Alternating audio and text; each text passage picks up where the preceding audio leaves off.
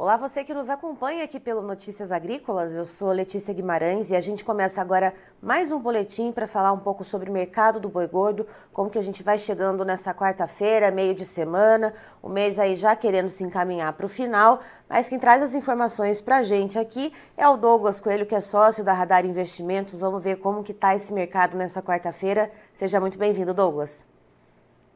Muito boa tarde, Letícia. Muito boa tarde a todos os amigos do Notícias Agrícolas. Sempre um prazer falar com vocês. Aliás, vocês que estão nos acompanhando, mandem suas dúvidas, contem aqui pra gente no chatzinho aqui do lado da tela quanto que tá rodando a arroba aí na sua região, de onde você está falando, de onde você está acompanhando esse boletim. Vai interagindo aqui com a gente, mande suas dúvidas para o Douglas, que ele está aqui, o nosso especialista, para falar da questão do preço do boi gordo.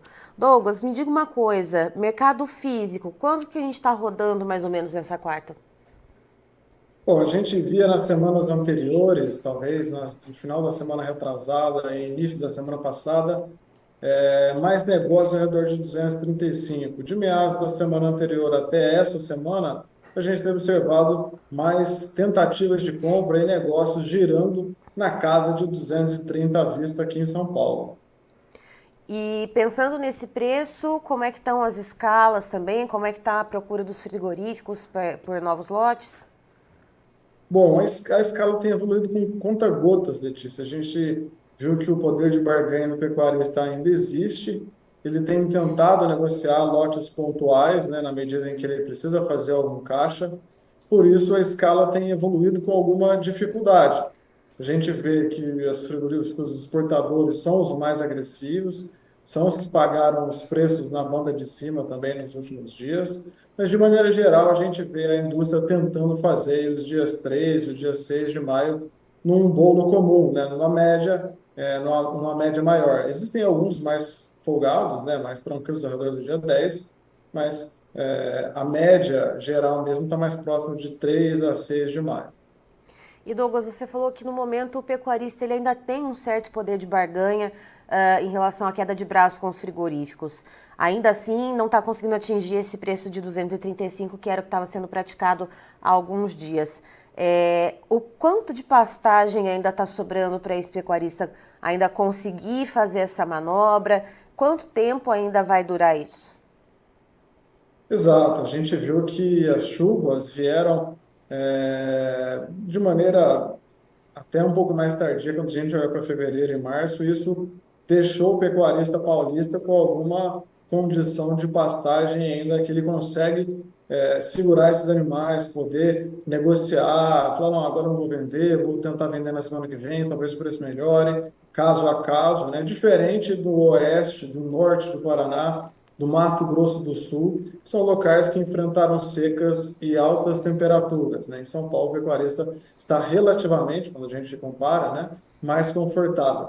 Então, sim, ele tem tentado os 235, saiu um pouco mais na semana retrasada, na semana passada. Nesse, o frigorífico está com um freio de mão um pouco mais puxado, vamos colocar assim, para pagar esses 235, mas alguma coisa mais pontual, dependendo do nível de acabamento desse animal ou da proximidade da indústria, pensando em frete, acontece também.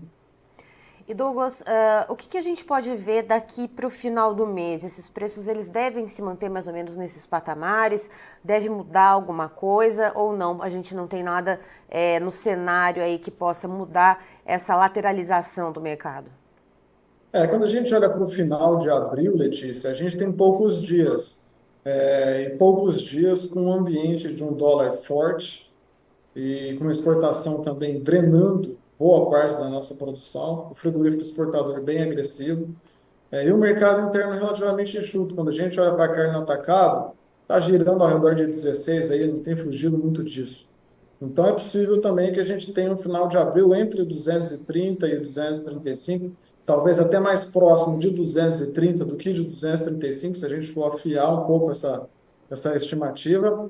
Mas olhando mais para frente, olhando adiante, não no final de abril, mas talvez aí meados de maio, início de junho, meados de junho, a gente tem uma perspectiva de menos chuva e também queda nas temperaturas, né? E isso coloca em xeque essa capacidade de suporte das pastagens dos pecuaristas que a gente vê nas praças paulistas e também nas praças vizinhas. Então, não deixa de ser um ponto de atenção quando a gente olha para as próximas semanas. E Douglas, na B3 a gente vê nesse momento movimentações muito pontuais, muito pequenas ali para os contratos. Isso já é um reflexo do final de mês, isso é um reflexo dessa lateralização, perdão, que a gente está vendo no mercado físico? Exato, é justamente essa lateralização do mercado físico, né? Sem algum gatilho para alta ou para baixa, os participantes ficam também mais em cima do muro, não tomam posições mais agressivas, né? É como diz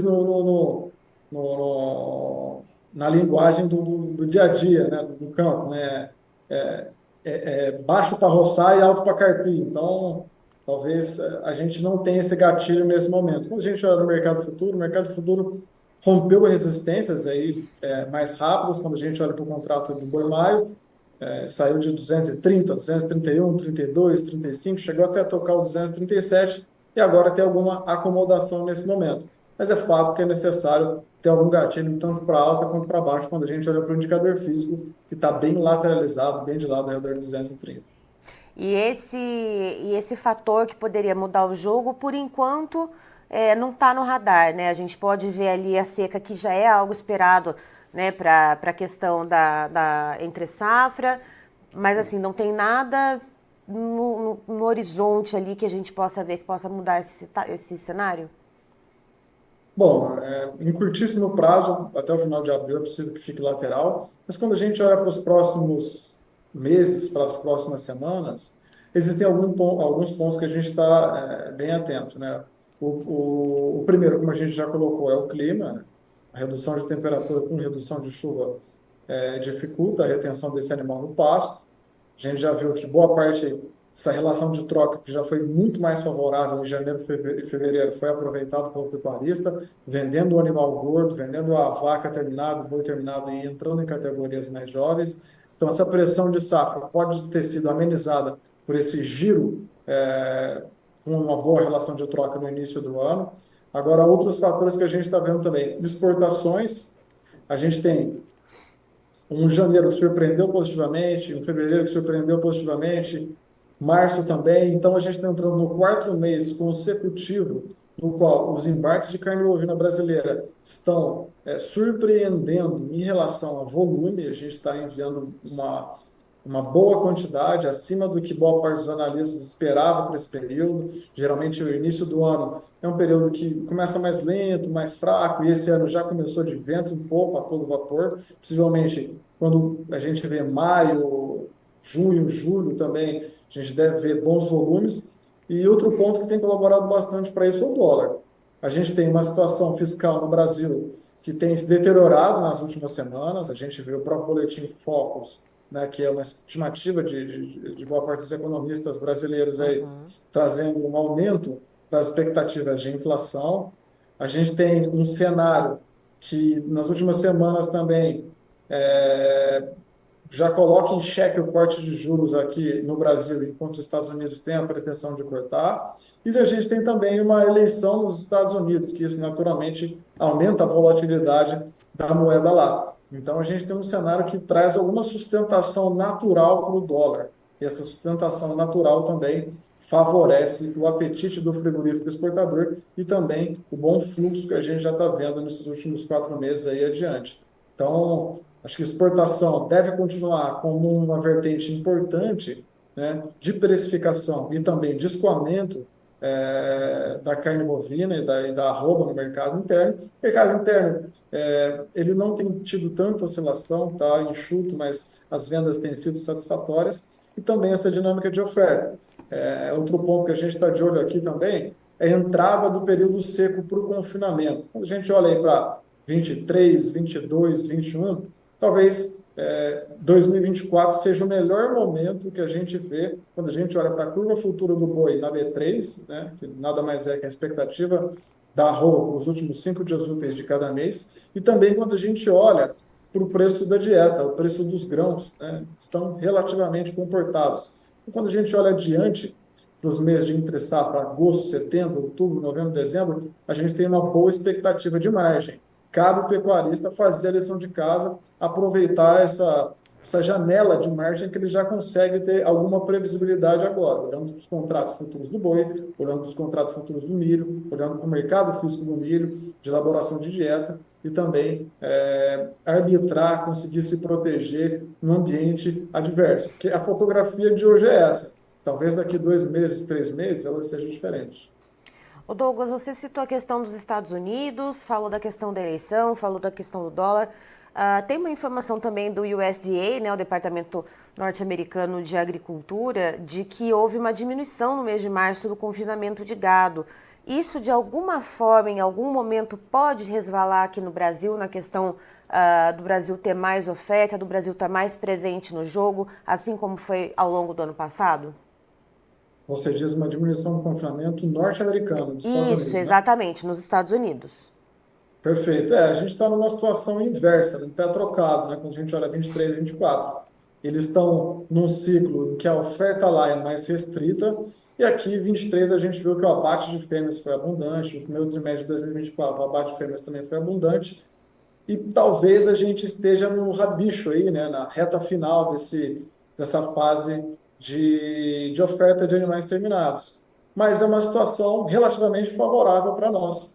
Porque, apesar dos mercados não serem complementares, né, a gente não compete pelos mesmos mercados, olhando o quadro todo global, a gente tem nos Estados Unidos enfraquecido de oferta, uma Argentina e Uruguai que tem uma limitação geográfica, física ou até de inflação econômica de produzir mais. A Austrália tem uma ótima taxa de desfrute, uma pecuária louvável, bem eficiente, mas tem problemas de clima também, tem deserto, às vezes não há regularidade na oferta de animais, enquanto aqui a gente tem uma oferta relativamente contínua, a gente está numa fase ainda de oferta de animais, 2023 mostrou isso, 2024 está mostrando isso, né? A gente tem carne de qualidade com oferta constante, então pode ser um bom momento, sim, e isso esteja já se refletindo nas nossas exportações.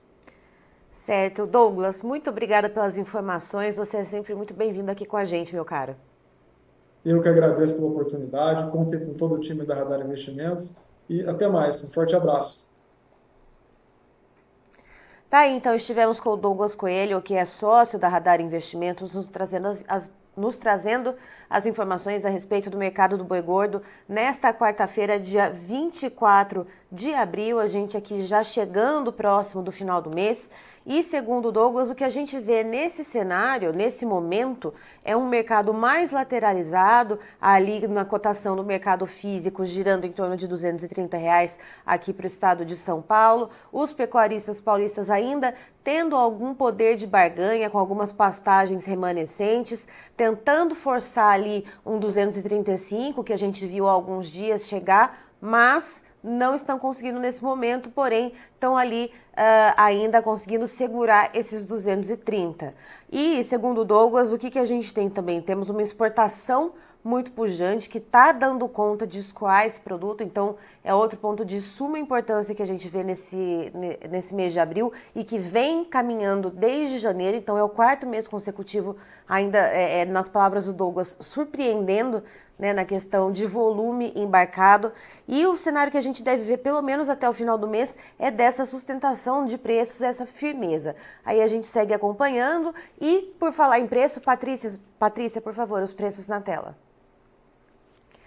Vamos lá então, contrato de abril, que já sai da tela, tem uma tímida alta de 0,15%, com arroba bovina valendo R$ 232,55. O maio sobe ainda menos, 0,11%, valendo R$ 234,00 redondinho arroba.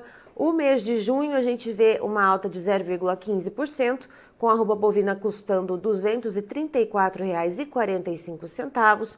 O julho a gente já vê uma leve queda de 0,32%, com a arroba bovina cotada a R$ 236,05.